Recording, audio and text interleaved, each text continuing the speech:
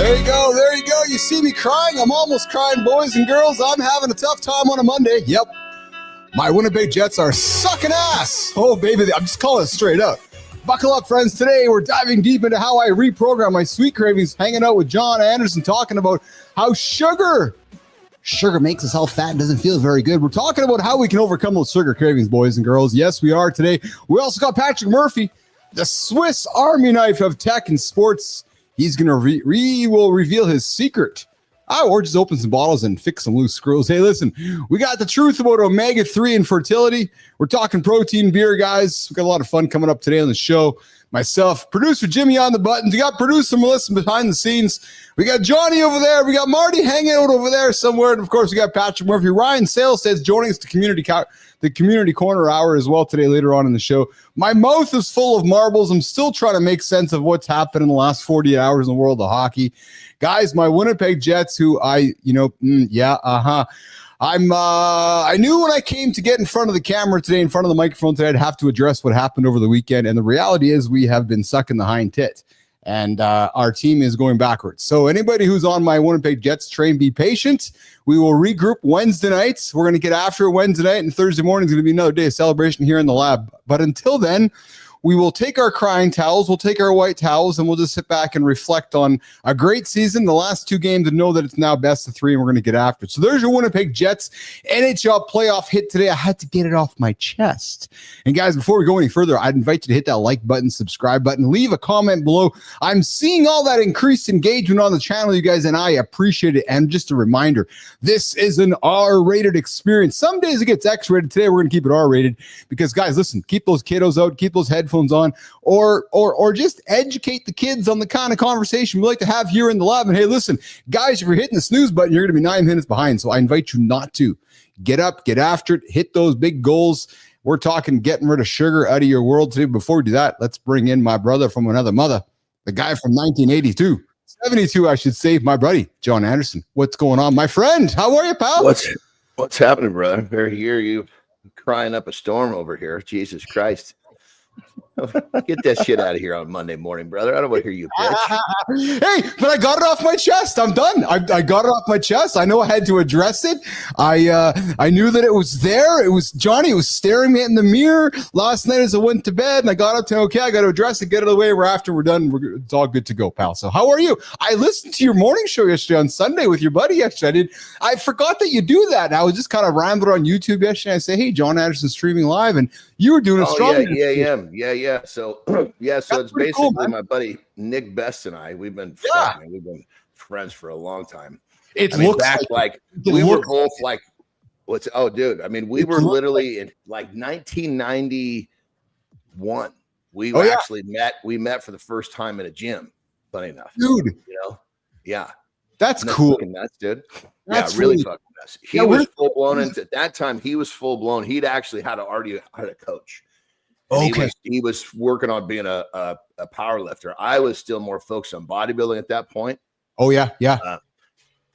And then, but anyway, really fucking cool. So what we did was we're like, we've been doing this for 40 years, between the two of us, over 80 years.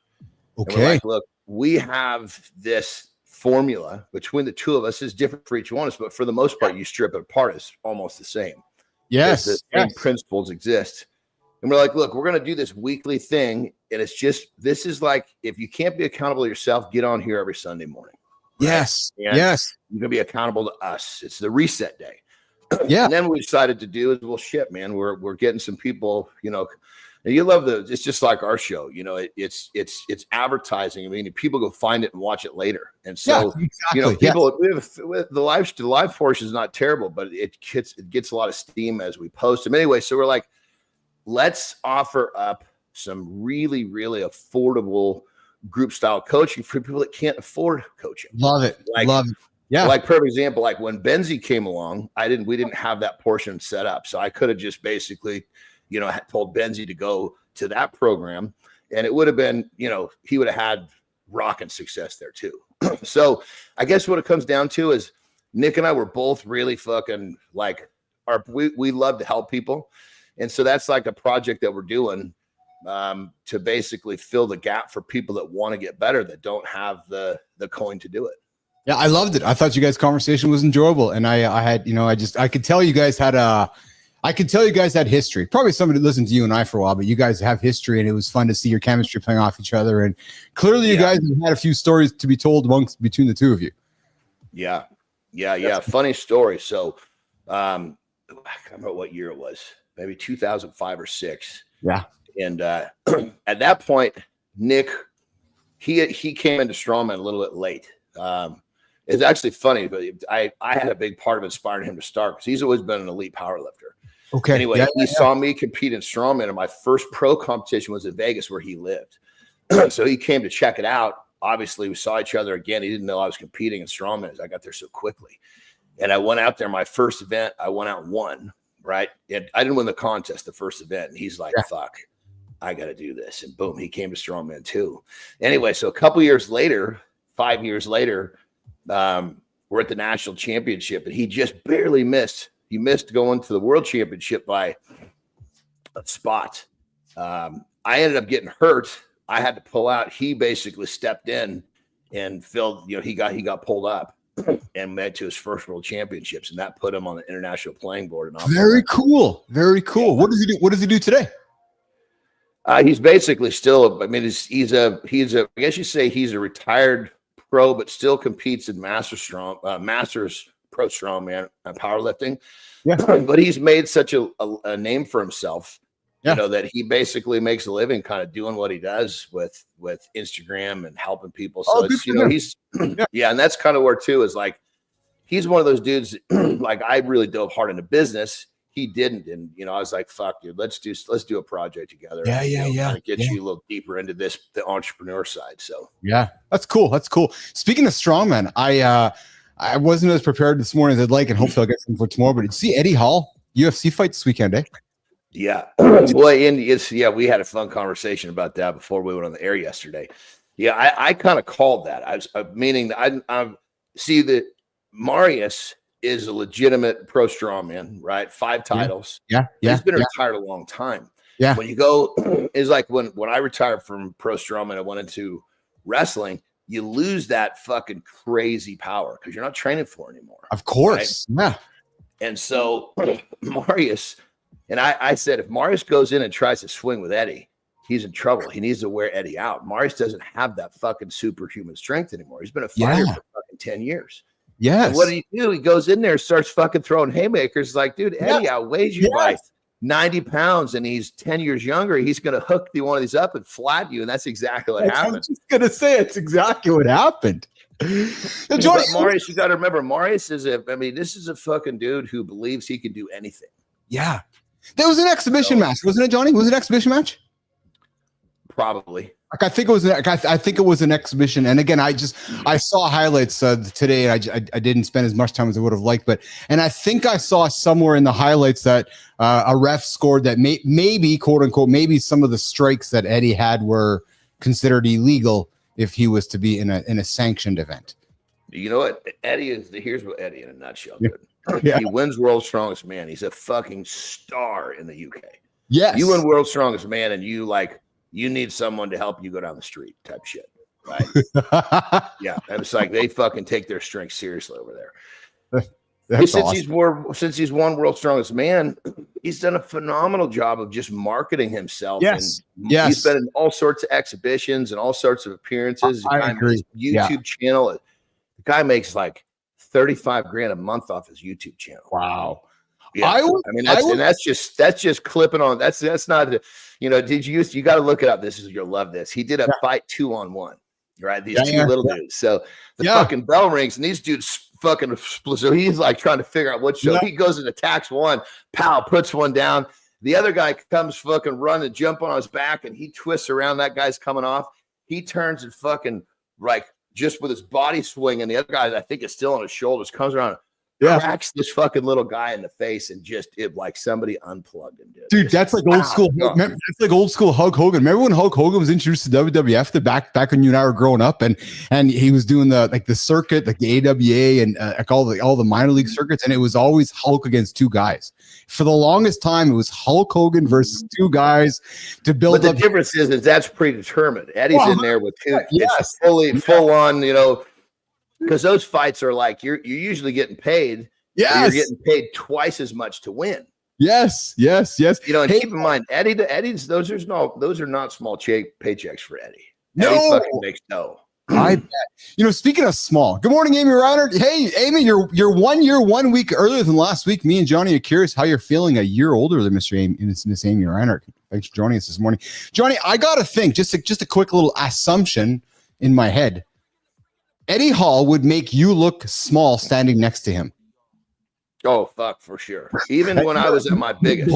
So check this out. So me at my biggest, 6 foot, 325.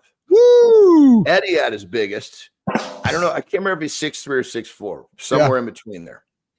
His biggest, he was like fucking 4. He was a full 100 pounds heavier than me.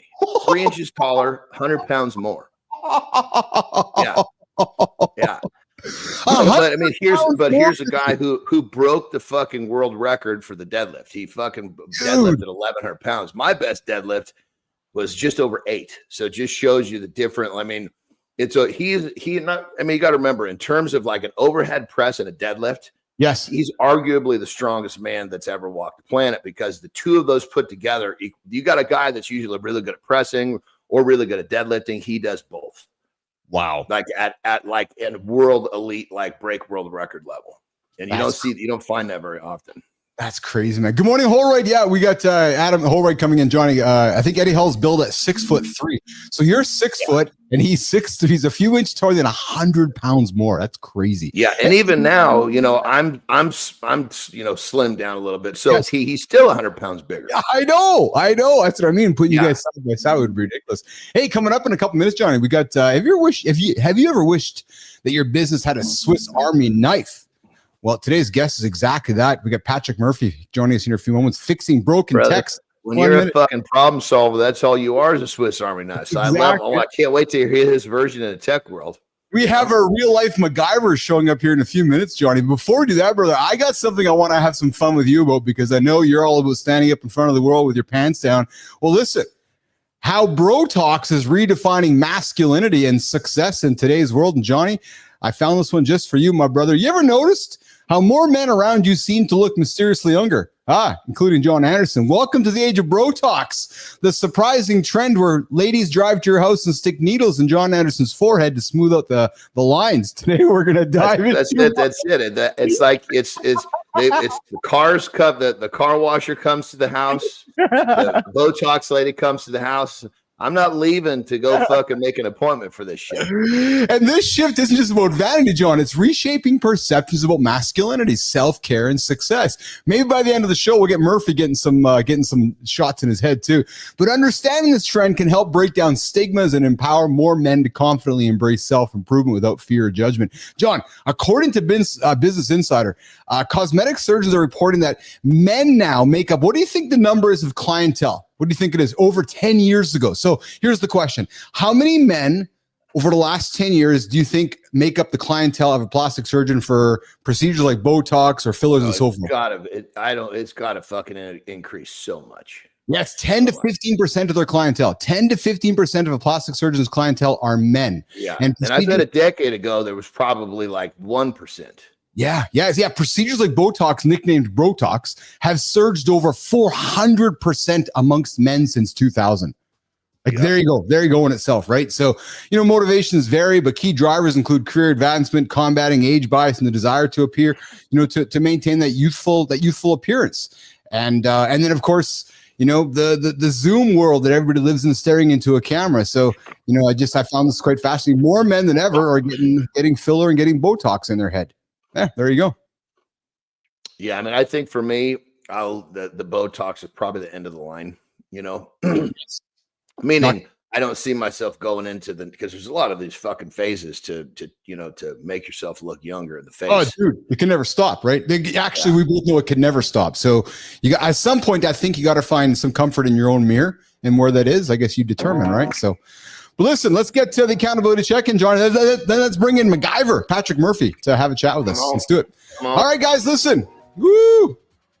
I don't know if I knew this was the accountability check-in this morning. Thanks, Melissa. Jimmy. Oh, man. The real test isn't when you're winning. No, it's when you're not. Last week, the Jets, my beloved Winnipeg Jets went up 2-0 in the playoffs. I was riding high like a motherfucker. This morning, we're tied 2-2 with the Blues. Oh, yeah, baby, it stings. But I still love my team. I still wear the jersey. I'm not jumping off the bandwagon. Nope. Still showing up for the next game, Wednesday night, 8:30. Because real momentum isn't about the scoreboard that keeps score. No. It's about how you show up when it's easy. Memo to the Winnipeg Jets. I hope you're paying attention. And how you show up when it's not. Life and business, I'm telling you, these same rules apply. Winning feels good. Losing, it feels heavy. But losing is where you learn. And neither of those should control your commitment. And as you get ready to tackle this week, I invite you guys to spend some more time reflecting. Are you only consistent when you're winning, or are you only pushing hard when it feels good? Because I'm telling you, it's an easy trap to get yourself into. And the guys who win long-term are the guys that get up, get moving, and get into motion regardless.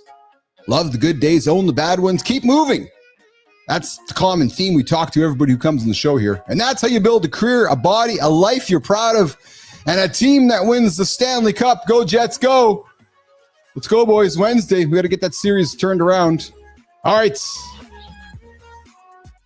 Mornings Live is Keith and friends here. Myself, Jon Anderson, and our guest coming up, Patrick Murphy. Okay, here we go. Boop-a-doo, boop, boop, boo. Today, you know that level, John, brother. Real quick, I just want to dive in what you said, winning and losing mindset. That's so fucking good. I talk to my clients. Yes, let's get into it. And when you think about when you win something, you're winning, you believe. Yes. You think you can do it. You think you can do it again. You think you can do better. The only question you have is, how can I do more? How can I do better? How can I win again? Like, let's go. How? Yes. Right? That's the mindset, forward thinker. Now, the loser, you lose, happens to all of us. You get fucking butt hurt. Your confidence gets bruised. And then why am I, what's wrong with me? Why? And when you're in this losing mindset, if it's literally, you don't believe you can do it the same way. And your perspective on everything is so different. You perform so differently. So if you don't have the ability to keep yourself in a winning mindset, it's just the whole fucking drill falls apart. Now, how do you do it? The winning mindset is developed by doing your shit every day. That's what makes the winning mindset. The winning mindset's not really always about winning. Look at Michael Jordan. He was in a winning mindset the whole fucking time, but he didn't win the whole time. Why? Because he fucking put in the work every day. Yes. And when you're losing, if you're paying attention, you're still winning. And it's hard to wrap your head around, but if you're losing and you pay attention, you're still winning because you're striving to get better the next day. I watched some of that game, right? You know what I mean? And that's the difference, right? So listen, let's keep it rock and rolling, boys. We're going to bring a winner on here on the stage here. We got a guest who's the ultimate tech wizard, sports broadcasting guru wrapped into one. He's the founder of New Logical. Whether he's troubleshooting IT nightmares or bringing sports fans front row action, this guy's all about practical, powerful solutions. We got a fella here joining us this morning. Jimmy, let's bring him in. Let's bring in Patrick Murphy. What's going on, Patrick Murphy? I'm doing great. Good morning, guys. What's up, brother? Yeah, I really liked your point on the keeping the winning mentality. I want to add in there that it's just important to not freak out. I think a lot of, like, especially, repetition is just all the experience that you have from all the things that you do on a regular basis, but not freaking out and just looking back and drawing from those prior experiences is how a lot of things get fixed. I think a lot of my clientele, they're always walking with the frustration, they're freaking out. And I always say, look, I've seen this 100 or 200 times. Let's just keep calm. We'll find what we exactly got to do. And that's basically how I succeeded all in my business. Brother, I fucking love that. Learn and move on. Yes. And Matthew Rhodes. Good morning, Matthew. See you there in the comments. Thanks for joining us today, brother. Winning is contagious. Losing is viral. We have our guest here today, Patrick Murphy. He's the founder, Johnny, of New Logical, an IT services and sports broadcasting firm. The key accomplishments, this guy's been featured in multiple newspapers and magazines, recognized in sports broadcasting niche after covering 4 national finals. Patrick, where do you join myself and John from today, brother? Yonkers, New York. So that's basically 2 blocks from the New York City border. most of the times I build myself as from New York, but I think it's really important to represent Yonkers in there because it is a growing suburb. It's kind of like you're from Canada. It's like almost like it's like hyping up Surrey instead of Vancouver. That's awesome. That's awesome. So hey, tell Johnny, we got a big question we'd like to ask all of our guests on center stage. Patrick, what's your morning routine? Oh boy. Well, I mean, I kind of fell off on it, but I did used to go on runs, and but I do find it very important to kind of keep up to date with everything that's going on. So I read a lot of news, and I just kind of plot out what I'm going to do for the day. It's if you I will say, like, the more you keep things in a certain structure, the more you're just going to reduce propensity of error. And I think it's just very important to kind of know who you're about to walk in to talk to. Everything that you're about to do, you should have at least some background knowledge. You don't have to walk in with all the answers, but you should at least, and it goes back to the repetition experience. You should be able to know what you're about to face. Yes. A little bit. So quick question, brother. You obviously you had your morning routine going, as you said. I think term you said I fell off. Is that what it was? Whatever the phrase was. So you're aware. Why have you not started again? I would say right now, I mean, I know the answer to it. The thing is, I basically grown to the point where I just need to work on the scaling of business, getting more help, getting more clientele management. It's like, and I think that's another thing that's probably worth discussing is like, yeah, if you grow a business, you really should learn to trust other people to help with the work that you do. And that's something I'm working on right now. I mean, I like being the guy that to use the MacGyver and the Swiss Army knife. I like being the guy that has the answers, but sometimes you got to trust other people to bring those answers with you. So that's something I'm working on right now. But yeah, I mean, at one point I was a very avid runner, and I just got so busy with this that part kind of fell off. And I always promise myself I'm gonna get back to it because I love, aside from broadcasting sports, I'm watching these guys, and the most important thing is playing it too. So I want to get back into that. So I have an invitation for you, and I'm glad Johnny started it off, my brother. On behalf of Keith and John, we got an invitation for you. So, and I want you to hear me all with love, like nothing but love. Okay. Your business you're building and everything you're building is spectacular, and it is awesome. And I love it. And I know you're successful, and you're going to be nothing but successful. We have to find a way to get a habit stacked on your morning reading where you're walking. Because I want to see you continue to take care of the human of Patrick Murphy over and above the business side of Patrick Murphy. And as that's what I was going to say, brother. Yeah, I'm sorry to interrupt. I want to join your party here because Patrick, what you referenced was your business. You didn't reference yourself. Yeah, and exactly. So my thought is this, brother. If you're fucking sharper, if you've got more energy, if you've got a better perspective because you've made yourself better, isn't your business going to improve? And we're not trying to jump on you, Patrick. We just we invited you in. I'm like, hey, we want to help this dude because yourself, right? Yeah, 100%. No, I know one of the greatest things told to me is that the best way to help other people is to help yourself first, and I do think about that. So yeah, it's kind of a patience game with everything else I'm building. I know that I'm gonna have this part settled where it's not going to fall apart when I start helping myself again. So that's just, but it's something that we'll revisit this again in the future, but we'll see that progress being made. But kind of like just a quick thought, brother. Everything is on a multi-step process. Just a quick thought, brother. When you're waiting for the right time, you're probably going to be waiting for the rest of your life because there's always going to be something else in the way. Yes. Yes. I got a suggestion for you. You said you like to get up, you like to stay on your news, blah, blah, blah. Well, now we live in this world where you can watch the news from your phone. So why don't you get up and walk while you're listening to the news? Yeah, you're right. And Patrick, simple math. And you'll actually, the crazy part is you'll understand what you're hearing better. Once that blood starts to flow and your brain starts to release that positive chemistry, you're going to have a different outlook on everything. It's like the discussion of the winners and the losers mindset. As your mindset shifts to be better, you see more opportunities rather than problems. No, you're right. Yes. And truthfully, Patrick, yes, we are peer pressuring you in to take care of it. No, it's good. We are. This is how you get people to do stuff. Don't just stay complacent. But no, I 100% agree. Well, you know, brother, because you use the word future, and I know this is your first experience with our show and Keith and John, but we joke often where we hear too many folks use two words that are not part of the calendar and part of the week, yet so many folks use them. And one of them is called someday. And Patrick, I'm still trying to find it. I don't know. Me and John wonder if it's between Sunday and Monday or Wednesday and Thursday, but it's someday. And then the other one you think it's there, but it never shows up. Yeah, then the other word they use is one day. One day I'm going to start again, and I'm still trying to find that day. So my invitation to you, Patrick, true story, is why don't you join the show with us, me and Johnny, every single morning. Even if it's just jump in and say, hey, come join the comments, like a little bit of accountability check-in. Get after it for 30 minutes. You feel great about yourself, and you go get your business. But listen, man, we're not here to beat up with you. We're just here to have some fun. Really just trying to inspire you, brother. No.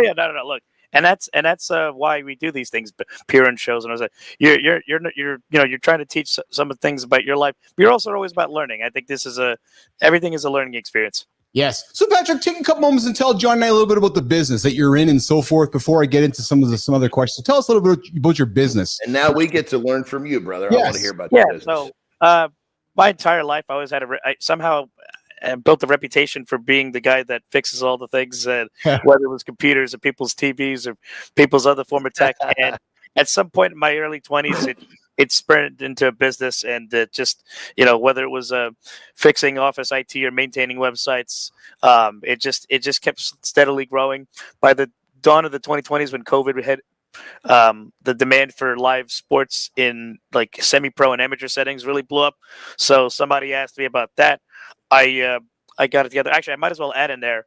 When I was in college, I ran a radio station, and the funny part was the company we licensed our software from was from Winnipeg, Winnipeg probably. And so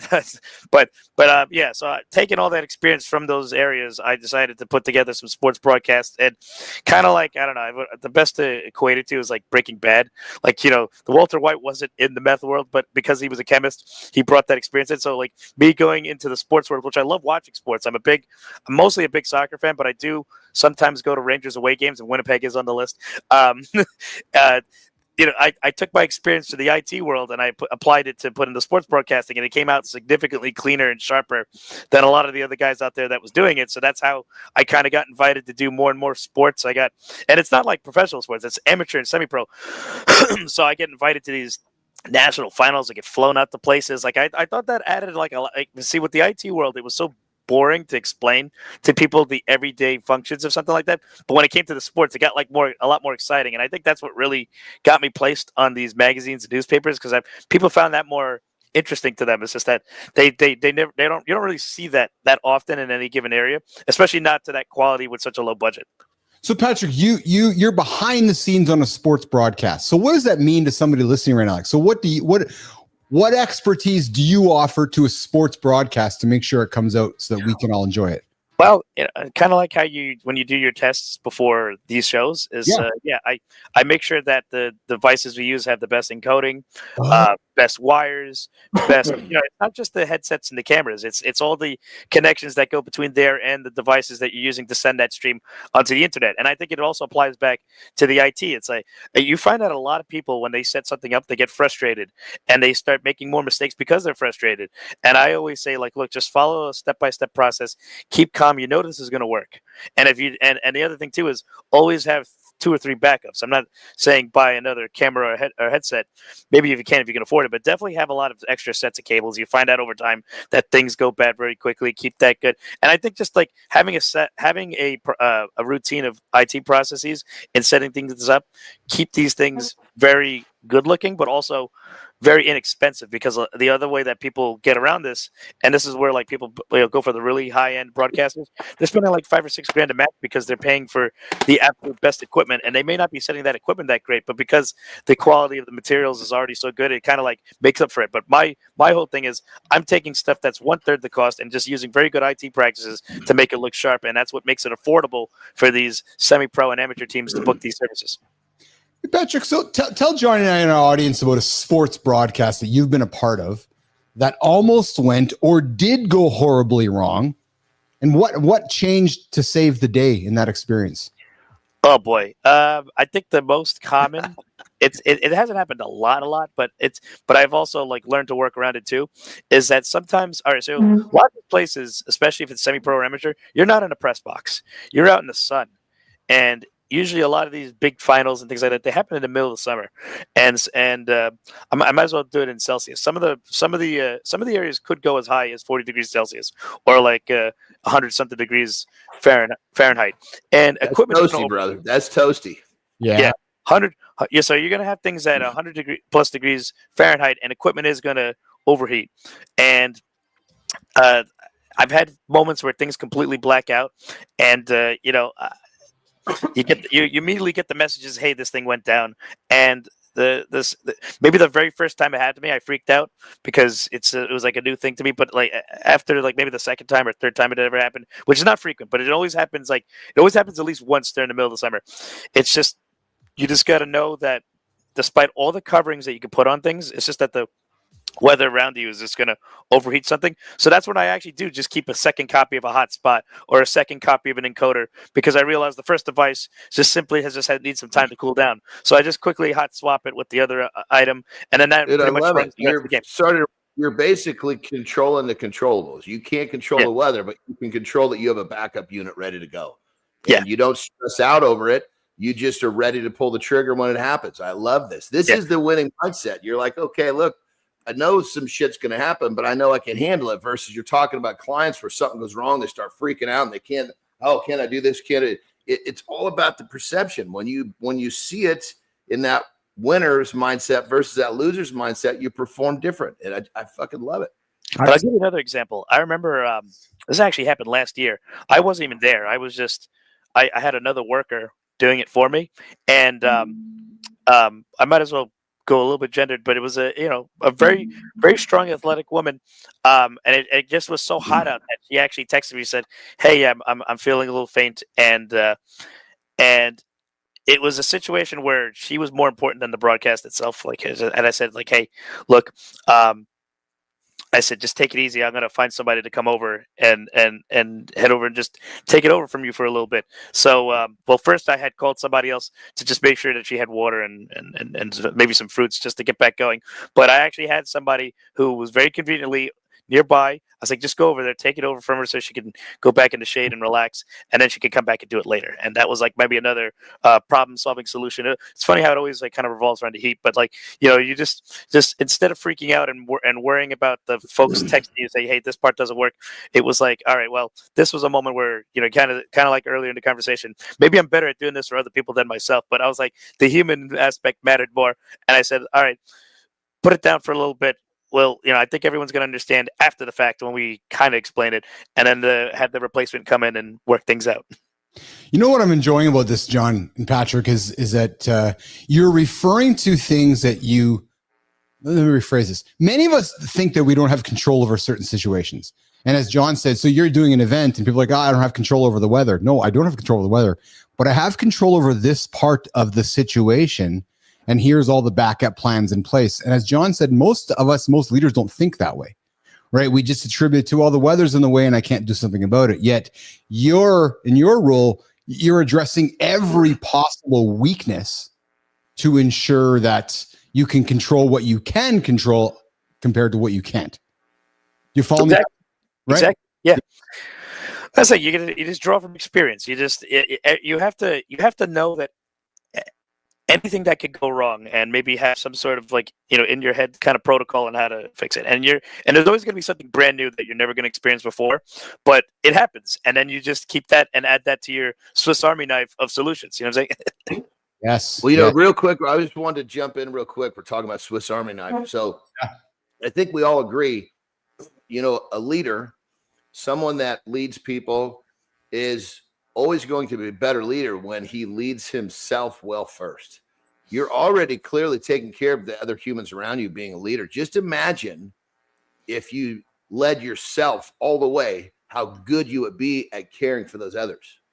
Oh yeah. I mean, you're right. I mean, I guess so I've come in waves. Like I've had dates where I've been out of shape, but then I kick back into it, and I'll be suddenly running like near a half marathon and having no problem with it. So it's like, it's really, really volatile with myself. I guess it's just periods where I just get back into it. But I think like one particular occasion was probably in high school, was like, I wasn't doing much with playing high school soccer, but for some reason, like senior year, I said, man, I'm probably not gonna be able to do this ever again. I really need to get this going before I call it quits with it.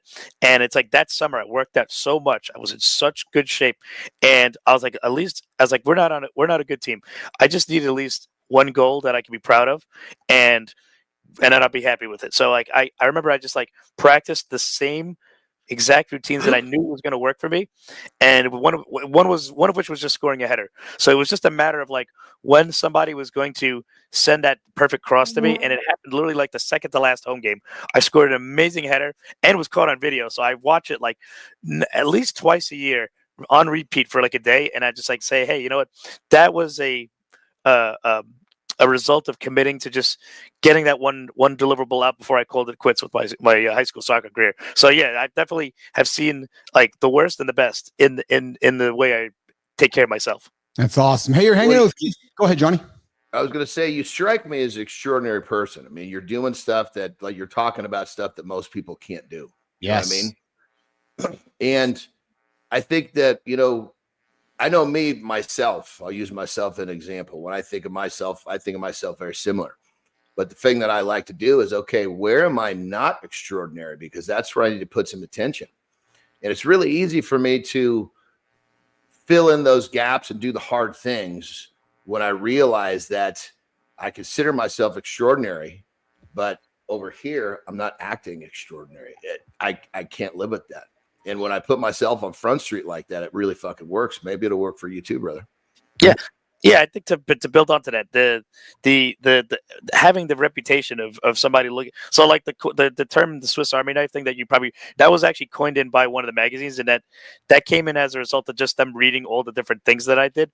But I think like it's good to hear that on a being complimented level, but also I guess it created an expectation for everybody else that read it that you're gonna have to keep being that way. And I think as I got busier, I would say as I planned out my day, I was compensating some time for myself to be able to deliver some of these results to people. And because I do care about making sure that other people's lives are better, and whether it's work or even for the other community things that I do.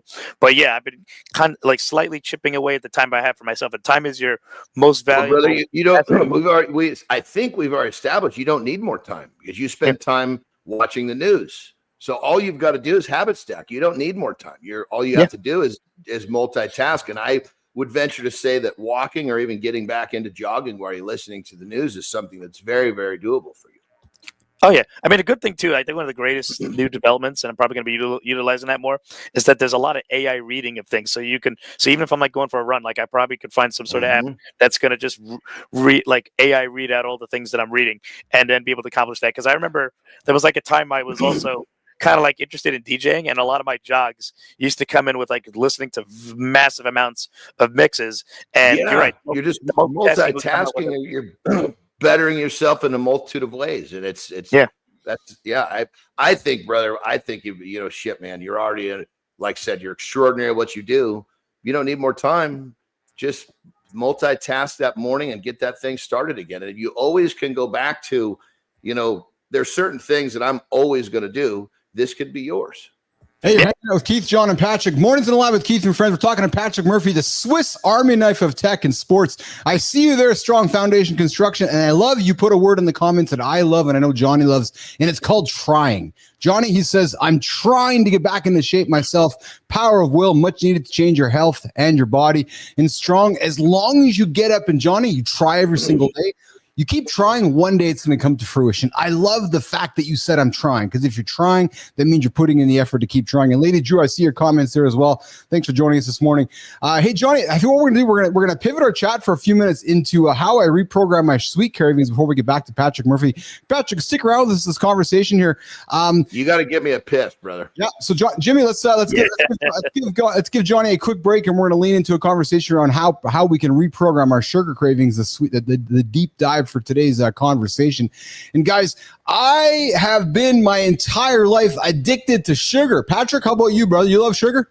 Oh man, my biggest weak spot. Well, I wouldn't say I'm exactly like a sugar fanatic, but I do love Coca-Cola. Like if I could just, it's like it's funny because I'm actually, I would say I'm pretty healthy on like the food end. Like I do cut out a lot of carbs, but I have that weakness for specifically like Coca-Cola. Like it's just I guess like all the commercials when you're growing up kind of like brainwashed you into making it part of your routine. Like when you're going out and doing things like that.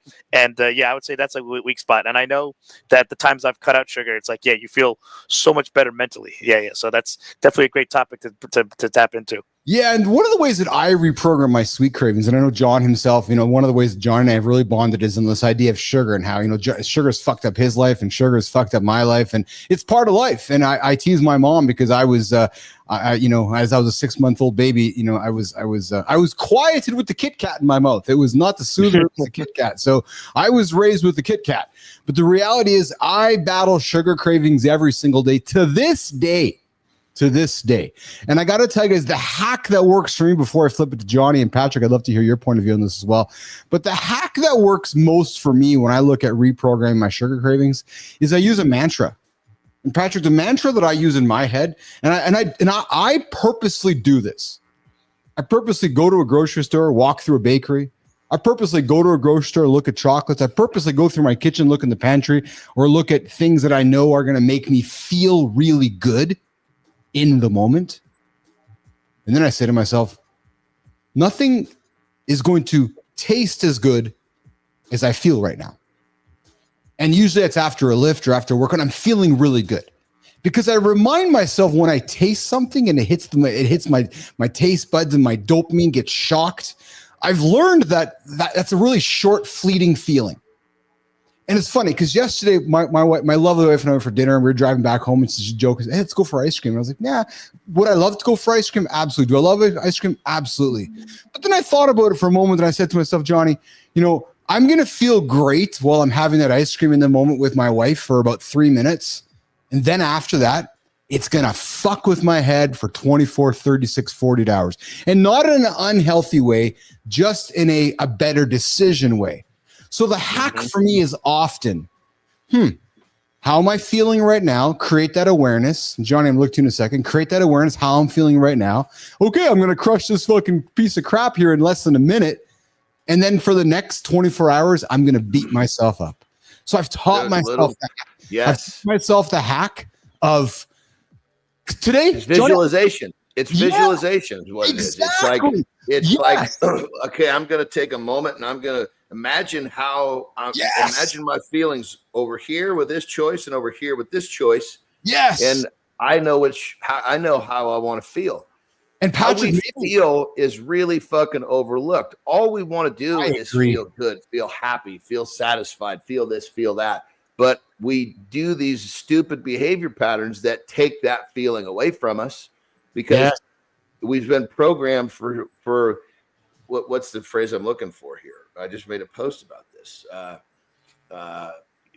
We're programmed for this short-term gratification when delayed 100%. Gratification is where the true happiness lies.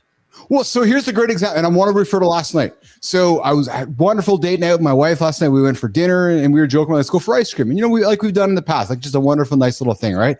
But then I thought to myself, hey, okay, we're going to go for ice cream. It's going to be a 15-minute experience. It's going to be fun for 15 minutes. And then by the 17th minute after I've crushed that ice cream, Johnny, I'm feeling like a piece of shit. Because I know myself. Well, you know what I do in that situation, brother? Hold on. You know what we did? Oh, sorry. We went home. Sorry, what we did? We went home. Yeah, we went home. We made a healthy dessert. We made a protein powder like dessert. It was like a protein powder type dessert that made me feel good, Johnny. Made Lauren feel good. It was a together thing. But I woke up today, pal, not feeling crappy like I had a bunch of ice cream. 100%. You know what I mean, brother? Yeah. So quick question was, because Lauren's in phenomenal shape. Would she have felt goofy about eating the ice cream, or is that just you? No, she would have too. It would have been in both. It would have been in both a mental thing. Okay, so basically you guys were in it together because 100%. In my situation, like with Terry, I make the joke all the time. It's like, I say, God damn it. She can kind of eat what she wants. And, like during COVID, she didn't have to train much and she stays in amazing shape. She's got the genetics. I'm like, God damn it, And so like I don't want to rob her of something like that. So what I'll do is I'll say, hey, babe, you know what? Let's swing by, fuck the gas station or fuck the grocery store. Let me get a Quest bar or two, and I will happily sit there with you, because to me, eating a protein bar, that would get me past that situation. And just like you went and made your protein treat. Yeah. But I would. So I guess this is a perfect example of, you can live the high performing life, and you don't have to fucking put a damper on everybody else around you. So you're so right, Johnny. And I know it's the same thing in our house. It's the exact same way, where it's like, hey, look, because Lauren's probably like Terry, she can eat anything and she just stays the same, right? So I'm okay, I'm gonna go have this, you have that, but we do it together, right? And Patrick, maybe just bringing it back to you, brother, maybe just throwing the maybe, the big proverbial maybe, and fit presenter Johnny, Mike McQuillan. And here's a good question: does the last Dorito taste better than the first one? I think not. It's always awful. That's a really great point. But Patrick, you know how long it's been since I've had a fucking Dorito? About as long as it's been since I've had a fucking Big Mac. Jesus Christ, I don't remember what this. I never felt good eating a Big Mac. Like the only time I've ever eaten a Big Mac is if like somebody brought one or like I have an extra one. I don't want to throw it out. Like well, you know, if somebody in my life brings me a Big Mac, they wouldn't be in my fucking life anymore. What the fuck are you doing? No, I haven't had many Big Macs in my life, but I never understood the hype behind it. Like it's actually pretty awful. Did you know that Doritos are great kindling for a fire? John, did you know that? It wouldn't surprise me. Jesus. I don't know if that's considered a good thing. What does it get? Like you can take a bag of Doritos, put it onto like you want to start a fire, put the bag of Doritos onto the fire and start the Dorito, perfect kindling. They light like fucking awesome. Like they're just the best kindling.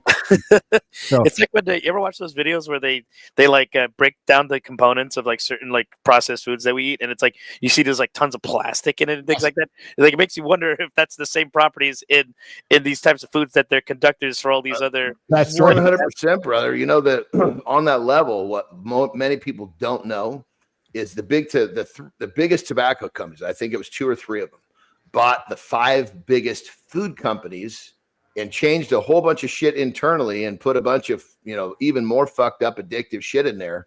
Nobody knows. The tobacco companies are they're getting us addicted to tobacco and cigarettes and all the chemicals in there. They're doing the same thing with food. The difference is they can do it from the time we're young. Yeah. They don't have to wait till we're old enough to smoke to do it. They can start poisoning us and get us addicted to this fucked up shit when we're 3 years old.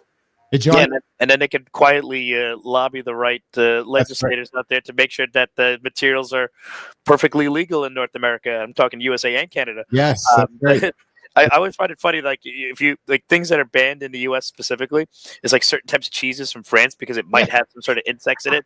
But at the same time, it's like you at the same time you could chew into like to these candies and whatnot that if you melt it, there's actually entire like volumes of plastic that's like on the side that you don't realize you're consuming because apparently it's under the threshold that the FDA or something like that says you're allowed to take because you'll just pass it out. But it's still like kind of disgusting that it's there in the first place.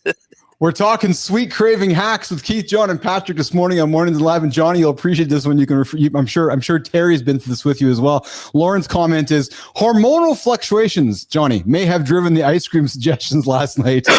Maybe it was just some time in the calendar where the calendar is saying, hey, woman, you might want to go have this right now. Well, it was good that you were the voice of reason in the situation. That's teamwork, right? And ladies, you're right. You can go tell your neighbor to go use the Doritos to start the fire. Hey, Patrick, so one last thing before we wrap up the conversation on reprogramming sweet cravings, and I just want to offer something to you to consider, brother, just if I may. You said you loved your Coca-Cola, and I appreciate that, and I respect that. Maybe, just the maybe as you go through your day today, thinking about some of the things we talked about today, maybe it's just an idea to throw the full-fledged sugar Coca-Cola aside and go reach for the Coke Zero, and maybe just to try to change the palate and just be considering how your body's reacting to some different choices. I don't know, just something to think of. Yeah, I get what you're saying. I think probably the more sensible approach is just to not drink it at all. But I guess like some people will say, like you just got to slowly phase it out, and so that you're not just gonna drastically jump back into it. So yeah, that's an idea. Well, because Patrick, here's the thing. See, a regular Coke, it represents one piece of the trifecta. And the trifecta, and we have fun with this all the time. So if you're this person out there, my apologies, but you needed to hear this. The trifecta, the guy that goes in, buys himself a fucking Coke, pack of cigarettes, and a goddamn lottery ticket. And that's his fucking world. And that motherfucker keeps repeating that same process, hoping for some different outcome. It's like temporary insanity. So we're thinking like that, brother. You've got 30% of the trifecta nailed. Do you want to be involved in that club of people? No, not at all. There we go. That guy never really smoked. So hey, Patrick, you love documentaries and entrepreneurial stories. Patrick, which entrepreneur's journey resonates most for you with your own experience? like boy, that you know, question. there's some really known ones, and then there's some really unknown ones, right? So, Yeah. gosh, I mean, I guess the most known one, right, that everyone would know about is probably Steve Jobs, right? Like, I'm not, he wasn't, you know, it's funny, as I read different, oh, actually, maybe not even Steve Jobs, maybe more like Steve Wozniak, but I'm going to stick with Steve Jobs. He wasn't the greatest guy, but it was just like he had just this weird determination to just be so good at selling his products and making sure that it was like at a perfectionist level, and that's what I relate to on that, and just the sacrifices he made to get there. But on an unknown level, I don't know if you might be of the age group that followed this. Like when the internet first came out, there was a site for watching like cartoons and playing like online games as Newgrounds. So I always really looked up to the guy behind that, Tom Fulp, because he never really scaled the business to like a billion level thing, but I think he just made it into like the low millions, and then it kind of went back down as YouTube got popular. But yeah, I really related with his story in the sense that he acknowledged that like he was like a different person, and that he was just going to commit to making this thing work. And I loved reading all the different like case studies of what he did to get to that level, and how he just kind of lucked out with filling in the niche at the right time and getting big. And that would be my example of people I would relate to. But yeah, I think it's like there's the big Steve Jobs and the low Tom Fulp. And if you don't know who Tom Fulp is, definitely look him up. That's awesome. I like that, man. Hey, listen, let's do some rapid fire stuff, Patrick. So the most embarrassing tech mishap that you personally have experienced? Boy, tech mishap. Mm-hmm. I get it's it's funny because a lot of these tech related questions, it's never really about the tech. It's being prepared for the tech, right? So the most embarrassing thing to me is, and this was actually just like fixing somebody's outdoor sound system in the back, was I brought like a wire tester, and the battery in the wire tester died. And the funny part was like I didn't have the right screwdriver to unscrew the device to get the battery out, put a new battery out. So I literally, like, I didn't want to do it in front of the client. I walked back to my van, and I just literally, I knew where the battery was. So I just pried the plastic open just enough to stick my hand in to take the battery out. And I had the replacement battery, stuck it back in without the screwdriver to put it back in. And I walked back, and the device did look a little funky, but I had the wire tester working again and then fixed it. But I would say like the biggest mishap is not being prepared. Yeah. It's never the tech stuff itself. It's the preparation of your own supplies to be there. That's what I'm thoroughly learning and enjoying with you, is that you're very much I love the analytical mindset you clearly have in your brain, which encourages me to ask this question. Before I do that, fit presenter Mike McQuillan, one of our wonderful guests and listeners in the show here, he's got a hack. Coca-Cola, that's my vice, says Mike. Here's my hack. Patrick, maybe this works for you, brother. Here's my hack. Hydrate first, then get the smallest portion possible. And he says, I pick up a 7 ounce and I sip it like cognac. Mike, that's a great advice, man. So I guess what he's saying is if you really want that sugar, he's like, go fill up on a bunch of water and then get a little bit. Hey, hold on. Jesus Christ. You got to drink a bunch of fucking water and then sit there and sip on some rat poison? Come on, Mike. What the fuck is wrong with you? Jesus Christ. You're going to kill yourself slow? Does that make it better? Oh, no, but actually get back into get back into the routine, I will say when I played like on sports teams and ran a lot, it's like I didn't really have the craving for soda. Like for some reason the water went from tasting like water to tasting like the most delicious soda or juice you could ever have. So I remember like it'd be a really hot day, you ran about 5-6 miles, drinking water out of the spigot tasted so much better because your body like truly really needed it and nothing else mattered. So that's where, kind of like what you said in the beginning of our conversation, your mindset is so much better when you add those types of routines to take care of yourself. Well, and brother, here's the thing, and keep in mind, this is what I do. I'm a coach. So when I say this, I'd say this to my clients too. One thing that I think that would be really helpful for you is if you stop talking about how you used to be and start talking about how you're going to be. You're right. Yes. Anybody can talk about what they used to do. That's real fucking easy, but what are you going to do? What are you going to do today? Yeah. Hey, Patrick, you strike me as somebody who comes from things. Because you're a problem solver, you strike me as somebody who considers first principles thinking along the way. Am I correct with that? I guess so. I mean, look, everything I'm just kind of learning along the way, right? So, Yeah. but you kind of develop like your own little handbook for yourself to tackle situations. I bet because you're always going into a situation and looking how to solve it, right? And I find that quite striking because you're always looking at something with how I can solve a problem, and because you said yourself, it's not always the tech. It's always it's like you're always saying, no, you need to ask an additional question. Am I correct with that? Yes, 100%. It's you don't just you don't just say what's wrong. You say what are you experiencing, and then you figure out what's wrong. It's kind of like going to the doctor's office. Yeah.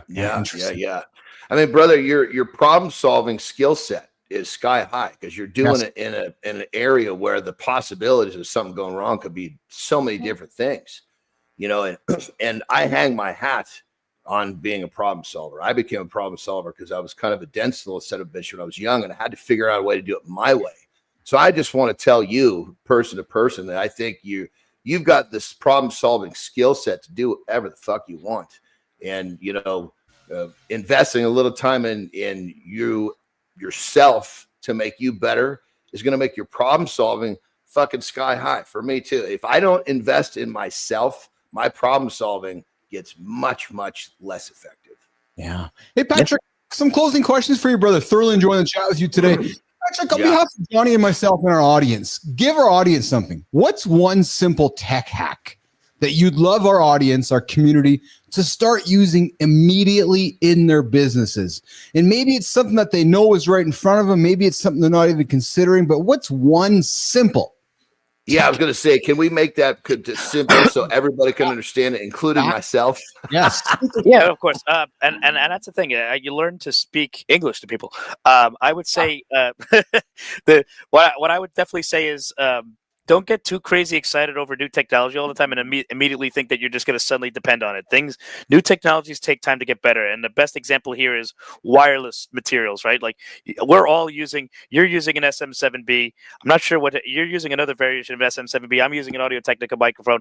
You know, like a lot of people are dependent on wireless materials and they're very excited behind it because it's like, oh, it makes my room cleaner. It makes all this stuff. But keeping as many of your devices wired keeps the reliability of things up. And I say that with the printers, I say that with camera and audio equipment. It's like if you just, you know, there's always new technologies that come up, but then there's refining what already exists. And if you just embrace what is good, like for example, I was setting up a sound system at a small stadium, right? We talked about the wires can only go a certain distance before you can get an amplifier, and it was, you know, it get too expensive to keep putting amplifiers. I said, hey, you know, people don't think of FM radio anymore. What if, you know, we're within private property? What if we use an FM transmitter to transmit this sound all the way to the other side? I know it's a practically 100-year-old technology. It was actually invented in Yonkers, by the way, but why don't we use that to get it to the other side? And it works, and it worked. You know, sometimes you got to embrace what was there before and refine it, than to constantly try to embrace new technologies and assume that's become the new necessity in your life. That's awesome. Patrick, closing words, brother. Where can our community find you? How can they connect with you? How can folks interact with Patrick Murphy when you're off the show here today, brother? Well, the best ways to reach out to me, I mean, you can always go on newlogical.com and look up the contact information there. I think my number is there, my email. But if you like connecting with me on social media, you could go at I think on Twitter it's X at New Logical Tech. On Instagram it's at New Logical Media, New Logical Sports, and on Facebook it's just type of New Logical Media or New Logical Sports, and you'll see me, and you can always reach out. Beautiful. Nice. Patrick Murphy, Keith Bilous, Jon Anderson. Appreciate you coming into the lab this morning, Patrick. And listen, we were having some fun with you, so please don't leave here feeling beaten up. Yeah, no. We just want to see you come back for many, many more shows, bringing your water, bringing your good habits, because you're a very, very successful human being. And on behalf of Keith and Johnny, we want to keep seeing you be successful, right? And we know it starts with our own mirror, pal. Yep. Thank you. Awesome. Johnny, how about we reset? I just want to add to that too, brother. Yeah, everything was love today, brother. Yeah. Everything. Yeah, 100%. Yeah, no, look, I only thought of it that way. Yeah, good. Awesome. That's your winning mindset right there. You see things in a positive light rather than a negative light, brother. I love it. That's it. So, Johnny, why don't we reset the lifestyle tip with you? Then you can step away for a break, and then we'll come back and reset the best second hour. How's that sound? Perfect. I got to go at 15 after. Beautiful. Patrick, you enjoy your day, brother. All right. Thank you. Have a good one. All right. Thank you, brother. Patrick's going to get out of here. Jimmy reminded me we got to reset the lifestyle tip up with Johnny, and then we're going to come back with a bunch more topics to get into second hour. Johnny, you're up, pal. All right. If you're one of these people that still thinks that you don't have time, think again. You've got time. You're just wasting it and you don't know it. Look at all of the stuff or all the shit, whatever you want to call it, that you could remove from your life. There's so many things that you do where you're wasting time. So when you're saying, I don't have time, I don't want to invest this time to be selfish to my kids or my wife, or this, that's not what we're talking about. We're talking about you cleaning up the wasted time and then reinvesting that into yourself. That right there is the formula. There's too many people out there saying, A, I don't have the time, which you do, and B, I don't want to be selfish to my loved ones. Somehow, some way, you've been programmed improperly. So think about this. Yes, you do have the time. And know when you invest that time that you're wasting into yourself and you become a better husband, a better business person, a better father, a better you, so you can take care of them better. Does that sound selfish to you? I think not. So if you're one of those people that says these ridiculous phrases to themselves, think again. Rock and roll. We always have time, you guys. We always have time. We talk about it on the show every single day here. Mornings and Alive with Keith and friends. Johnny, step away for a break, brother. We'll bring you back in a few minutes here, pal. All right, Jimmy's going to get Johnny out of here where we can set a second hour of the show. Guys, Johnny's right, man. We always have time, and we talk about it on the show often. We joke about the fact of the snooze button, right? And somebody's complaining, I don't have time to do something. Well, listen, don't hit the snooze button.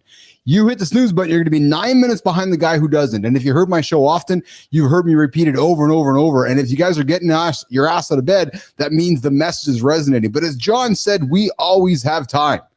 It's true. It's how we choose to spend our time is what gives us the most benefit out of it. So, hey, we're resetting hour 2 on the show here, guys. We kicked off the first hour of the show. Keith and John got after it. Had some fun here in the morning loop here. Talked about Eddie Hall. He made his UFC debut here over the weekend. We talked about the Winnipeg Jets. Yeah. I talked about that for a few moments. That was not the most positive conversation. Jay, I see you there in the comments. Great show, brother. I appreciate you as well. Fit presenter Mike McQuillan. In the fitness industry, there's more judgment than good information about nutrition. Isn't that true? Isn't that true, Mike? And good time. Always love seeing you here in the comments as well. Hey, guys, coming up at the bottom of the hour, we got Ryan Salestad joining us. We celebrated Ryan a few weeks ago over in the community corner. I know he's nervous. I saw his comments. I'm nervous to join the show. Yes, Jimmy, he's nervous. I love when we bring nervous guests in so we can have some fun with them. And just like we had some fun with Patrick Murphy this morning. So guys, Patrick, if you're tuning in right now, as you heard from myself and Johnny here, we're just having some fun with you today. Lots of love. And because we love seeing humans make, achieve great things in life. And sometimes our own habits get in our way. So having some fun with Patrick Murphy this morning. And then guys, we talked a little bit about this morning as well about how Bro-Tox is redefining masculinity and success in today's world. Did you know that almost 15% of plastic surgeons' clients these days are men going for Botox and fillers and so forth? A 200% rise over the last 10 years of guys who have going into to get the vanity all done in the face. And old Uncle Keith hasn't made it there yet, but I know my brother Johnny gets his way there. Every few weeks, the lady comes in and gets it done. Johnny, fun conversation. You only got to do it like every 6 months. Yeah. Hey, we had some fun with Patrick, didn't we? Yeah, I think when it comes down to it, brother, I was thinking about this because the last guy we had on the show, I can't remember his name, older dude, was really good with helping people think differently. Yeah. Remember, he got something happen in COVID, and that kind of prompted him. Yeah. Mark Schneider. Yes. Yeah. And you know what? I looking back, I wish that I would have been a little bit more stern, and I do it with love, but the dude said I can't probably 40 times on the show, and it was fucking twisted my fuck. I was getting my short and curlies all bunched up. Yeah. But I was like, he's coming back from this adversity, but he would have benefited from hearing that, because I guarantee he doesn't know he's saying that. You know what? I agree with you. He would not choose to do that. I know he would not choose to use that word. So I think when guests come on, they're extraordinary people, I think it's our duty to help them see maybe what they're not seeing, and do it with love. So you know what? I'm glad you said that, pal, because I've been reflecting on our chat with Patrick as well. And if Patrick's listening right now, I'm going to mean this with love, and there's nothing but love, and so is Johnny. We want the best version of Patrick. And if that means being frank and putting things on the table that might be difficult to hear, then that's what it is. Because Patrick himself knows. He's like, yeah, I love my Coca-Cola, but I know it's not good for me. We don't got to remind him. We don't got to beat him up on it. But maybe, Johnny, maybe the 20 minutes, half an hour with us, maybe there's some reflections throughout the day. Maybe in the afternoon when in the past he'd go and reach for the Coke, he's like, no, maybe I'll go reach for the water. And then maybe tomorrow when he gets up, he says, I'm going to go for a walk and listen to the news. And then maybe when he comes back in a few months and hangs out with us again, he's like, yeah, you know, guys, on the show, you said a few things to me that which really kind of rang true. Then you know what, pal, we've done our job. Because, you know, if we're brother, not 100%. And here's the thing, and people need to get this straight. You need people to be honest with you. If you care about somebody, you will be honest. If I didn't give a shit, I would just let this fucking guy hang himself with I can't. Exact bingo. And you know, I'm really glad you said that. And in many ways, I'm actually glad we had this chat with Patrick today, because I think in additional ways, it continues to solidify the purpose of the show. We're going to have fun with you. We're going to have fun with you in love. But if you're bringing bad decisions, we're going to tease you about it. You know, Good Time says, I bet he tries the 0 today. And you know what's Good Time? I hope he does. I hope he does. Right? Because 100%. Because it's like, fuck this whole prompt. We need to be prompted to make that better decision. I mean, me personally, I have Terry on the lookout, and I say, look, you tell me, I need you to be fucking. I may not like I will not speak back. I will I will deal with being frustrated, because I know it's not easy for you to call me on my shit. And then I always, and I mean always, have a fucking coach, because I need someone to look at what I'm doing and fucking call me out on my shit. A lot of times, a fucking friend will not have the balls to do it. I would suggest to you, our experience with Patrick this morning is the ultimate reason for this show. It's the accountability show. It's helping people get up, put positive thoughts in their head so they can get through the day, right? And do it again tomorrow. Just like you and I with each other. You know what I did last night before I went to bed, man? It's a true story. I went into the fridge and I stared in the fridge, and like there was a fucking hard-boiled egg there. I was like, yeah, I'm going to go eat it. And I did. Ate it, crushed it, went to bed. That was it. Didn't make bad choices. It was just the egg, right? But that comes from our constant conversation. True story. It's constant conversation, knowing that, okay, got to get after it again tomorrow, right? Good brother, morning. You've retrained your reticular activating system. Yes. So your brain looks for the right choice when it's programmed to look for the wrong one. Yes. So you've actually changed your neuroplasticity because you've been practicing. There you go. Hey, good morning, Claudia. I see you there. Have a great week. We all need truth tellers in our lives. You're absolutely right, Rick. And that's the goal of Keith and Johnny and Marty here this morning on Mornings in the Lab with Keith and Friends. Johnny, I got some fun, brother. You ever thought you'd hear gym gains and beer in the same sentence? Get this. Protein beer is hitting Instagram hard. And today we're going to uncover what's behind the quirky fitness trend. Is it legit muscle recovery, or just, frankly, marketing gone wild? And understanding whether these protein-packed brews truly aid in recovery or are just clearly packaged novelty beverages can reshape how you hydrate post-workout and influence your overall fitness journey. John, there's brands like Thrive and Lifted have launched alcohol-free beers containing 10 to 21 grams of protein, marketing them directly as sports recovery drinks. Thoughts on this one, brother? I fucking couldn't wait to ask your opinion on this. I mean, it's, I guess, which side of the fence do you want to argue here? Yes. I mean, my side of the fence, I just say, you know what? It's just, if you're going to have a fucking beer, have a beer. Yeah. If you're going to have your fucking protein, how about have a fucking steak with your beer? There, right? Yes. Yes. And then the other side of the equation, says, it's just one more thing for fucking people to get distracted with. Well, so that to me is what drives me nuts. I get, and you know what? I'm going to sound like the fucking old dog here, but Johnny, it's like a marketer wakes up on Monday. Ding, ding, ding. I got an idea, Jon Anderson. What is it, Keith? Let's go throw some protein in a beer and make protein beer. Okay. Why, Keith? Well, because everything seems to have protein in it now, and the world needs to have protein. So let's go. And I'm like you, man. I just sometimes get frustrated where we almost like overcomplicate everything. Everything seems to get complicated where it's like you walk down the aisle, now added protein. Oh, okay, great. Well, but here's the thing. If it's vegan friendly, maybe it can help part of our human race. Now,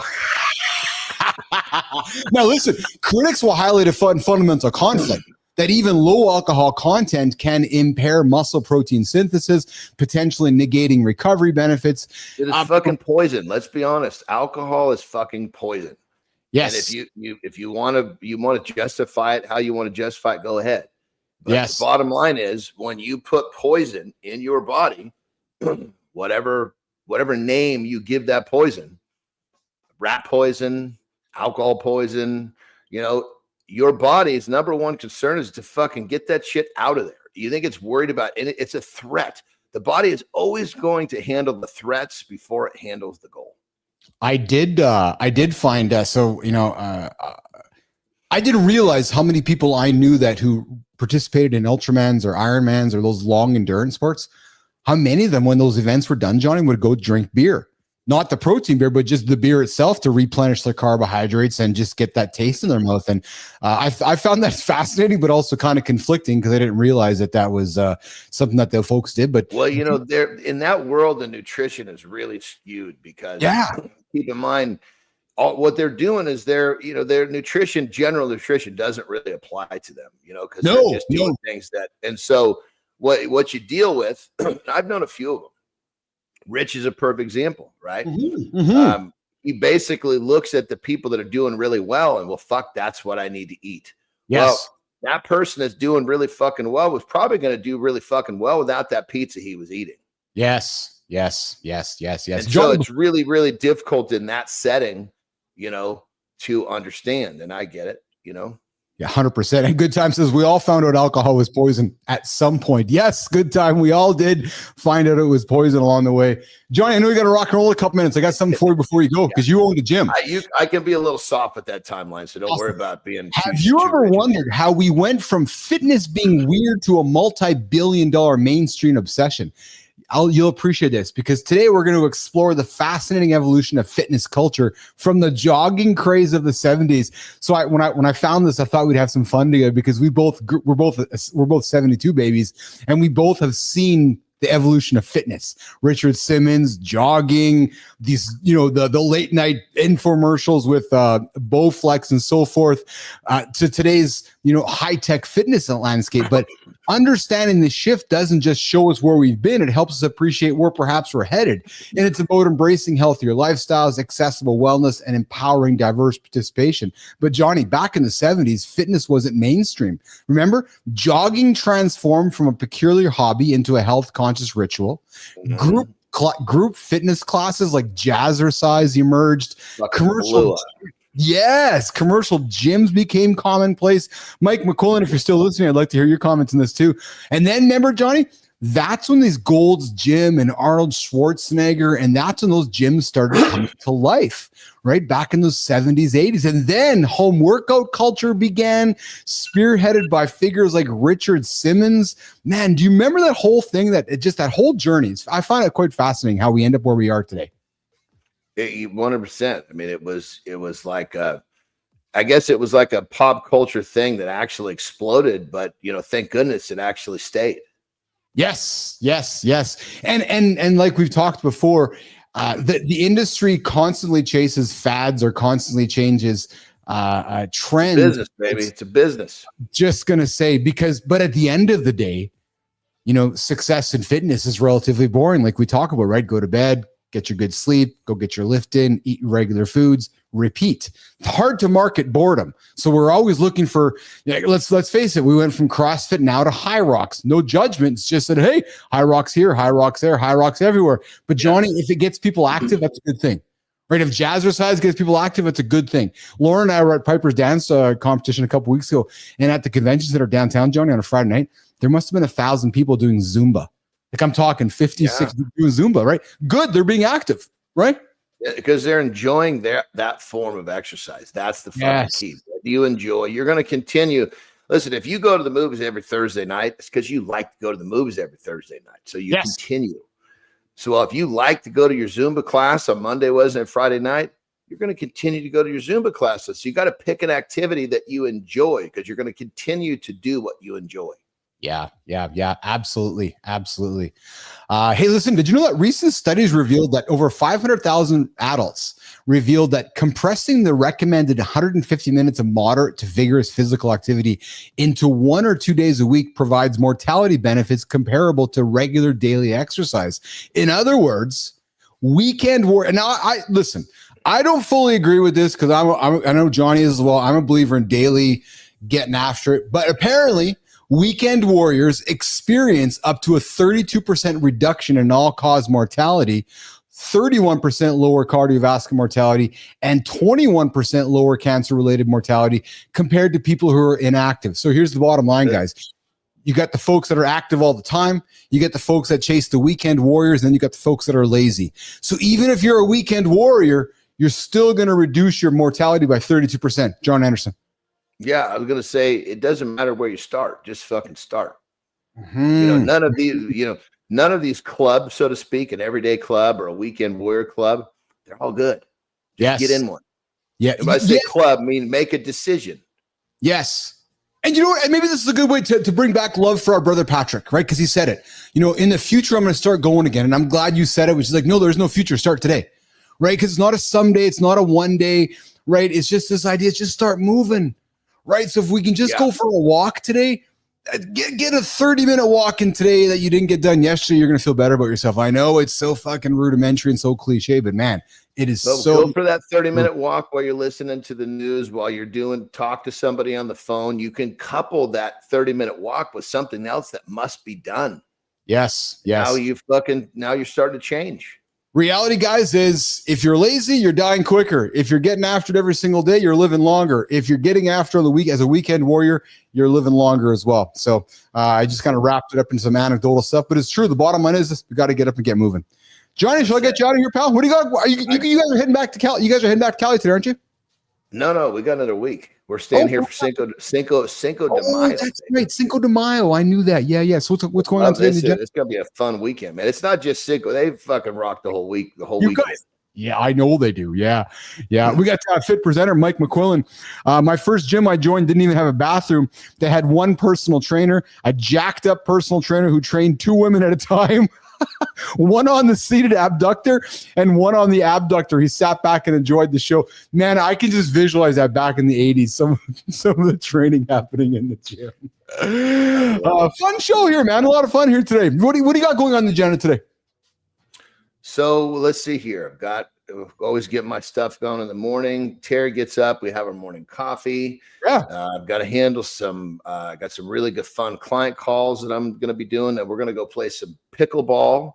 Then I'm going to get my nap in, of course. Yes. And then in the afternoon, I don't know. I'm going to of course, we'll probably go to the pool. Nice. I go to the pool and I can stay on top of what I need to do with my phone in my hand. So just basically, I guess just put a post out, like develop a life that you don't want to escape. It's be on vacation every day. And then that's what I got going. I've never played pickleball before, but I feel like maybe my first game of pickleball might have to be with you. I'm just have this feeling that it might just have to be with my brother Jon Anderson. There we go, baby. We'll get cameras involved. We can create some content around Keith and Johnny playing pickleball together. I love it. And hey, one thing about happening here in Canada, pretty big deal, my brother. I'll talk about it tomorrow. But to those of you that are listening here in Canada, I encourage you all to go vote.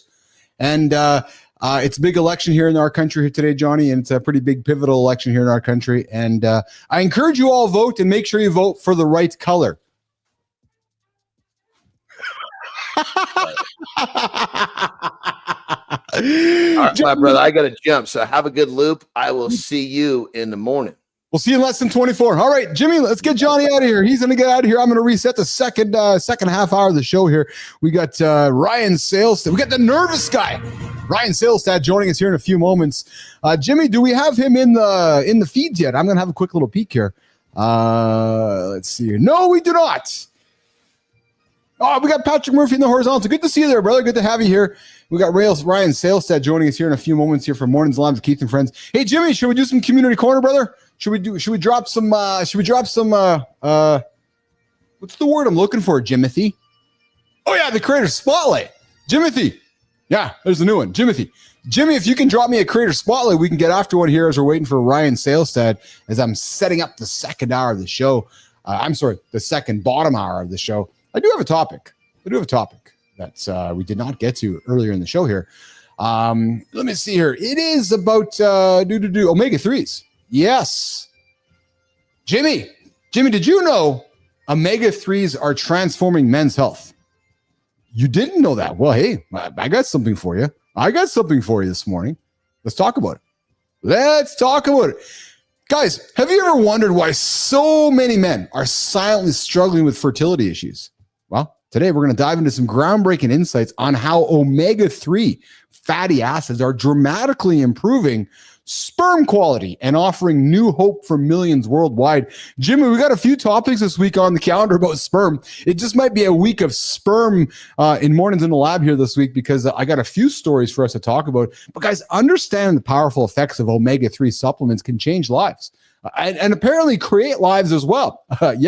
Improving not only reproductive health, but also emotional well-being and relationship dynamics for countless couples facing infertility. Listen, recent clinical studies from 2022-2023 show that omega-3 fatty acids, specifically EPA and DHA, significantly boost sperm concentration by 46% and motility by 35% in men.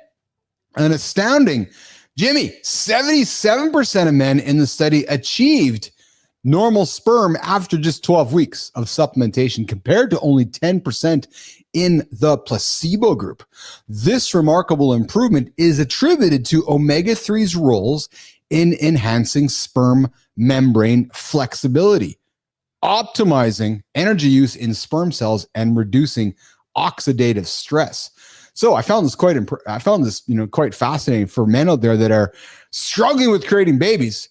For men looking to improve fertility naturally, here's your actionable takeaway. Jimmy, I know you're thinking about growing that brood over there. I just know you're not admitting it to me, but I know you're thinking, you're thinking, Keith, I need to grow the brood. Well, Jimmy, start supplementing with 2 grams daily of EPA and DHA omega-3s. You pair this with a nutrient-rich diet and regular antioxidant intake to maximize your reproductive health. And next thing you know, now your sperm counts are up and babies are coming out there, Jimmy. So ask yourself, are you proactively supporting your reproductive health? Or could you be overlooking simple nutritional changes that can make a huge difference?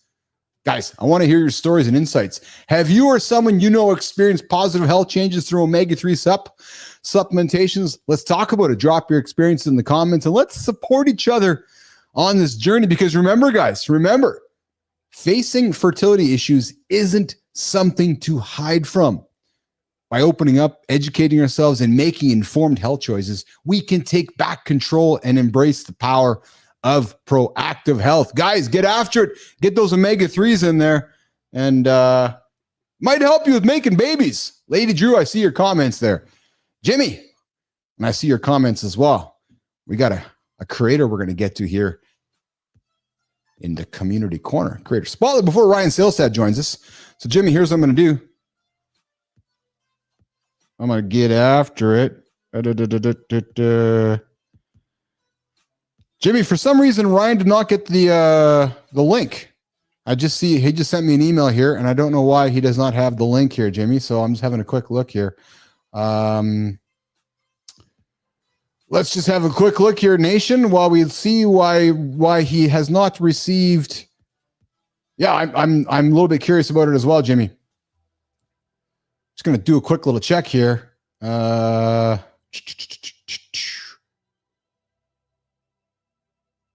Yeah, no, it was actually sent to him there, so I'm not. Sorry, guys, we're just doing a little check here. I see that it was sent to him. Maybe he just does not see it, but it was. I see that it was sent over yesterday. Great, awesome, cool. Jimmy's gonna get it over to Ryan Salestad, but while he's doing that, I'm gonna celebrate our next creator here on Mornings in the Lab with our first creator, I should say, here on Mornings in the Lab with Keith and Friends.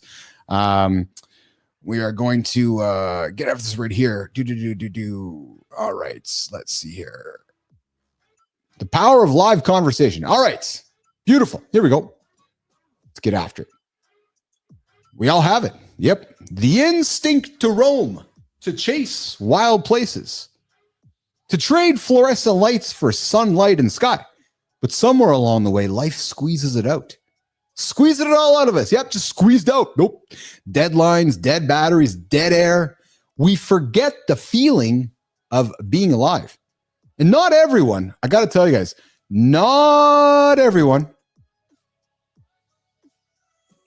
Yeah, not everyone forgets. Sorry, I was just distracted by the note to Ryan. I wanted to make sure that we sent the note to Ryan, and I know we did, so I just double checking. Not everyone forgets. Some people fight to keep the fire burning and show the rest of us the way back. Yep, that's true. Today, we're spotlighting one of those people who fight to keep the fire burning, fight to show us the rest of the way back. A writer who doesn't just capture the outdoors, but makes you feel it. Nation, I'm going to invite you to meet somebody in a second, the voice behind the next adventure. Yep. This fellow isn't selling you a fantasy. He is offering you a lifeline. Jimmy, you tell me when you're ready to portray and display our creator, because this fellow isn't selling you a fantasy. He's offering you a lifeline.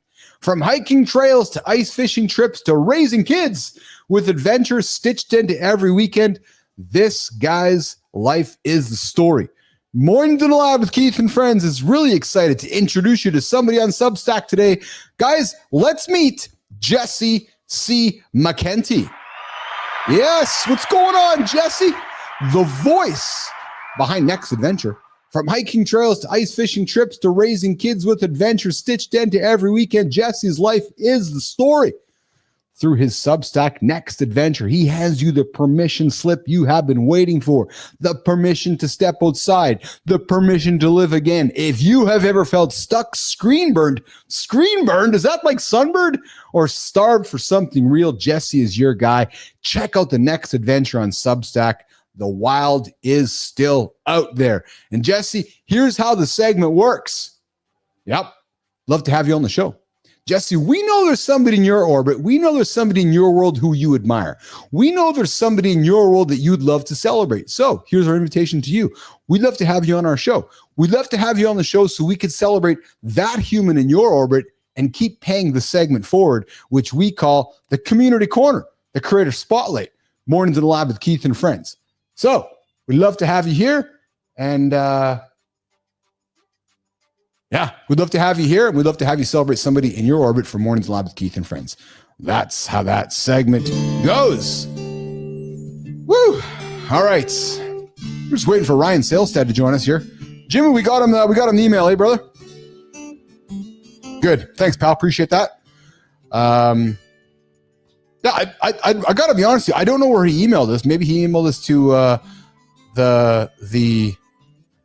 the mornings at channel. I don't know, but I know that I saw something come through here, and he says he didn't get the email. So I'm glad he got it, and I expect Ryan Salestad's going to join us here in a quick minute here on Mornings in Lab with Keith and Friends. Big week, guys. We got a bunch of topics here on the show here this week.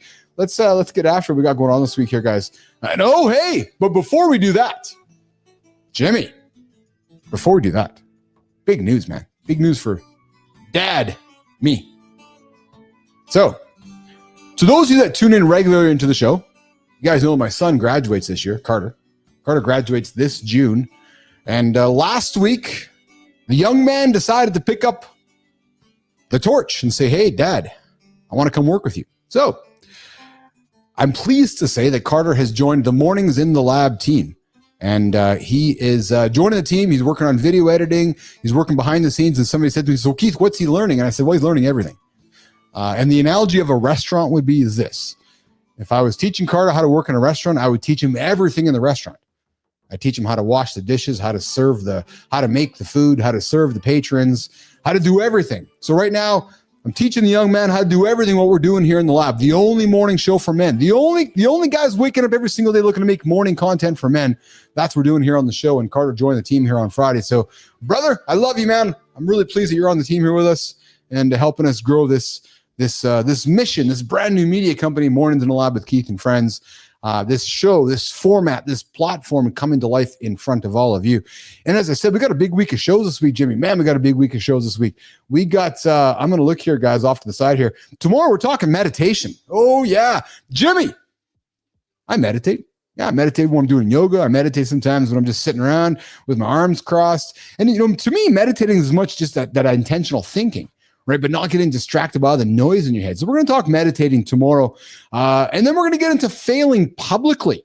Yes. Have you failed publicly before? I have. We're talking about failing publicly coming up this week as well. And we're also going to talk about how overthinking can just kill you. How I finally stopped overthinking. And we're going to talk about how some hacks and tricks, how we can get into stopping overthinking. And then on the Friday show, we're talking about stopping alcohol. Yep. No judgment. Just what happens when you stop drinking alcohol. I haven't had drinking almost over 8 years. And just talking about the idea of removing alcohol out of our lives and how we feel when we make those decisions, maybe some hacks and so forth about removing alcohol for our lives. So big week of shows coming up on Mornings in Live with Keith and Friends all week. We got topics of conversation to keep you guys interested and informed and entertained every single day. 8 o'clock, YouTube, LinkedIn, and X. You'll find Mornings in the Lab with Keith and Friends. And we got coming up here, we have somebody coming up here in the lab here, and I'm just getting myself ready.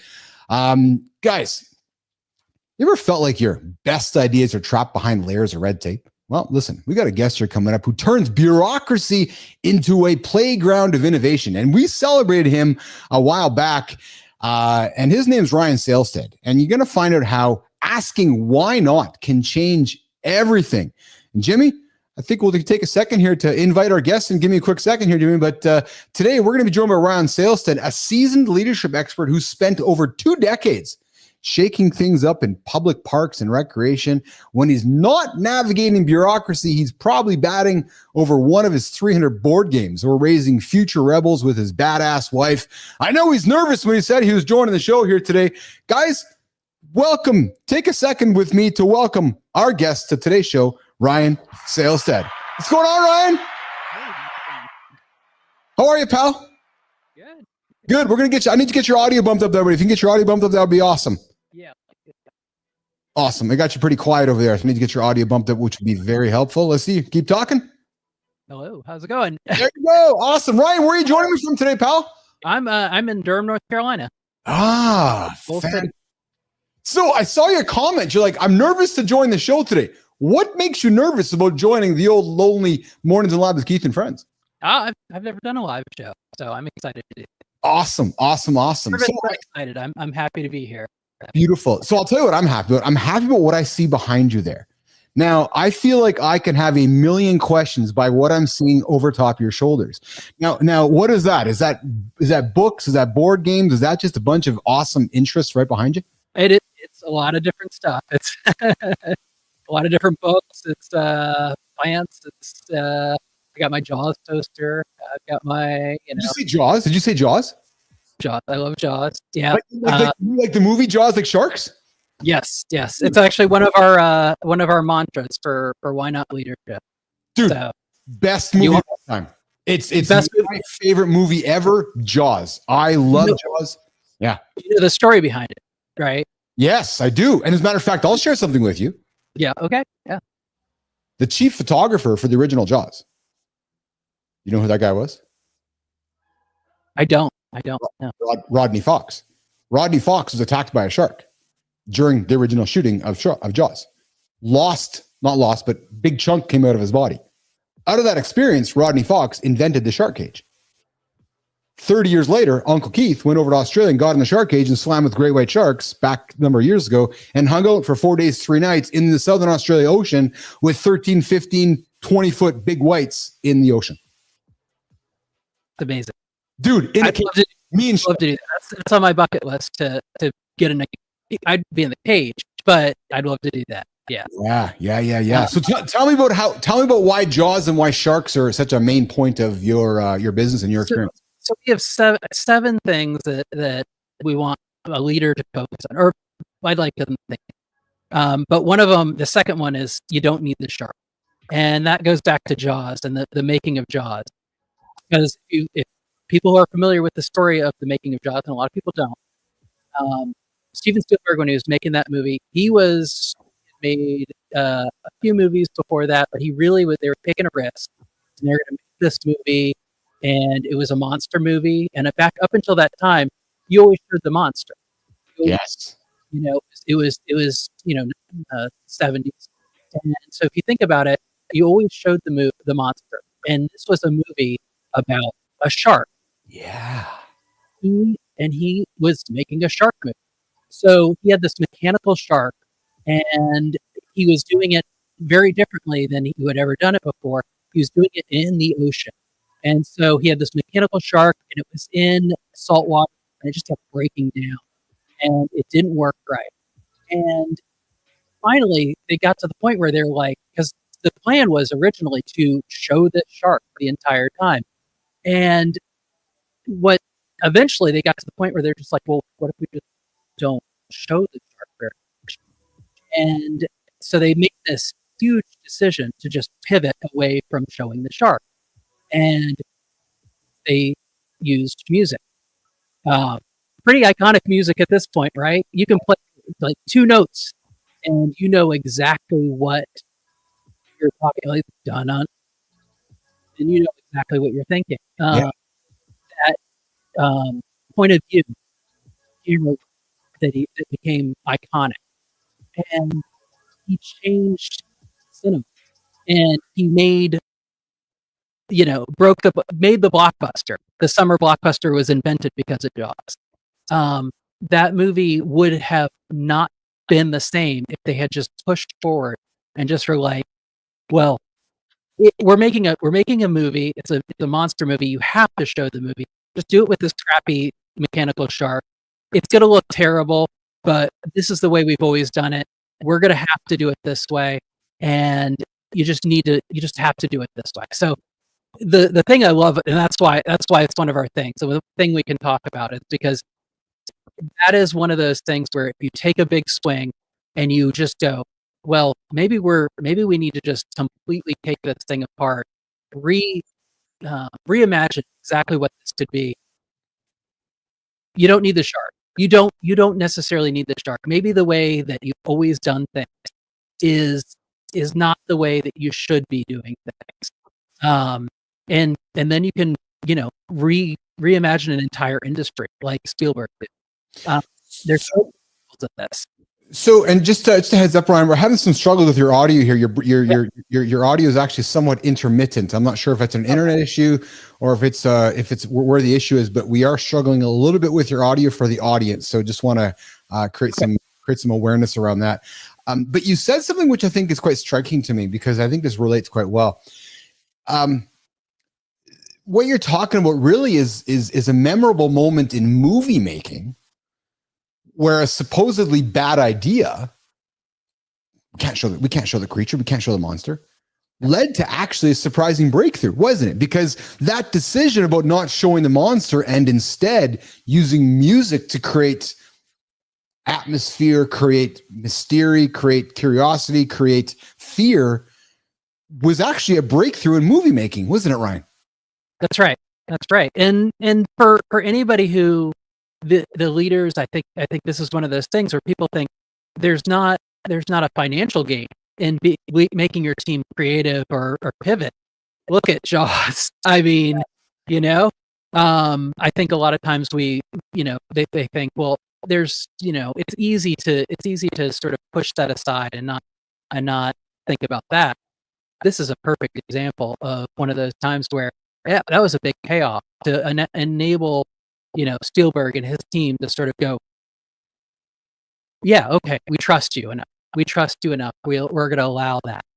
So, Ryan, you're a leadership expert. You run a leadership company. Tell me a little bit about what would be your best advice for leaders dealing with systems that are resistant to change, especially when guys, girls, humans contact you saying, "Man, we need some change." What would be some great advice that you would offer up? Really, it comes down to trusting your people, I think, and enabling your people. I think stopping and listening to what they're saying, and not being too quick to lead with your not to lead with you want to make sure that you're not leading with your own expectations and your own realities. Understand that if you're hiring people, they're probably your experts. And if you're not hiring people who are experts, then you're not making the right hiring choices. So, if someone comes to you with, and this is one of the things that I try to do is, if you're hiring people and they come to you with an idea, they come to you with something, and you don't like the idea, or if it's not a good idea, understand that that's okay. But give it a chance. Give it a chance to hear it, and then because the next idea might be the idea that is the idea that's innovative. And if you shut every idea down, or you shut down that first idea, you're never going to get them to come back to you and offer the thing that fixes the organization and solves your problem. Awesome.